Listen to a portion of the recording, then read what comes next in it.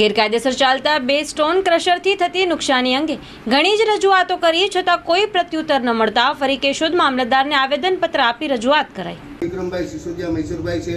આજ રોજ અમે મામલતદાર કચેરીએ આવેદનપત્ર મામલતદાર સાહેબને આપવા આવેલા છે પંચાયત ગામ સાથે। હવે આનો કોઈ પણ નિર્ણયો 5 દિવસની સુધીમાં અમને નહીં મળે તો ઉગ્ર આંદોલન આયોજન કરવા માટે આવશે।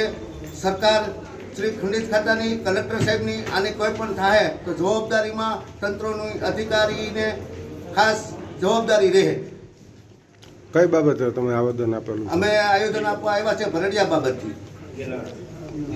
ખાન ખંડિતને મામલતદાર સાહેબને અને ગેલાણા ગામમાં ભરડિયા જે ખંડિત ચોરી થાય છે એના માટે વારંવાર એલકાના ટોટા ફોડે છે, બ્લાસ્ટિંગ કરે છે, આજુબાજુ ખેડૂને બધાને પ્રોબ્લેમ થાય છે।